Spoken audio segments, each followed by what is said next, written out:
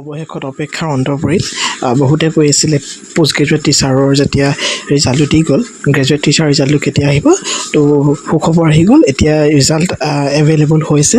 আপোনালোকে আমাৰ ডেছক্ৰিপশ্যনত দিয়া যিটো লিংক, সেই লিংকটোত ক্লিক কৰি পিনি আপোনালোকে এনেকুৱা এখন ইণ্টাৰফেচত আহিবলৈ পাব।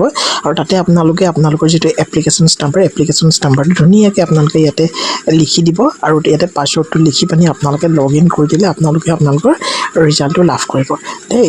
বাকী থাকিলে যদি এজনে কোৱালিফাই কৰিছে, কংগ্ৰেচুলেশ্যনছ টু ইউ। আৰু কাট অফো পূৰা মোটামুটি ঠিকেই বুলি আমি ভাবিব পাৰোঁ। আৰু যিসকলে কোৱালিফাই কৰিছে, নিশ্চয়কৈ আমাৰ যাতে কমেণ্টত যাতে আপোনালোকৰ এটা কমেণ্ট দেখা পাওঁ যে আমি কোৱালিফাই কৰিলোঁ।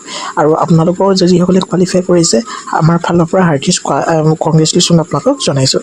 ঠিক আছে, তো ভিডিঅ'টো বৰ বেছি পলম নকৰোঁ। আপোনালোকে ইয়াত জাষ্ট চিম্পলি এপ্লিকেশ্যন নম্বৰটো ইয়াতে ক্লিক কৰি লিখি দিব। আৰু পাছৱৰ্ড যদি পাহৰিছে, আপোনালোকে ফৰগেট পাছৱৰ্ডটো ক্লিক কৰি পিনি আপোনালোকে নিজৰ মোবাইল নাম্বাৰ আৰু ইয়াৰ লগতে মোবাইল নাম্বাৰৰ লগতে আপোনালোকে নিজৰ যিটো ডেট অফ বাৰ্থ, সেই ডেট অফ বাৰ্থটো ক্লিক কৰি পিনি তাতে বহাই দিব পাৰিব।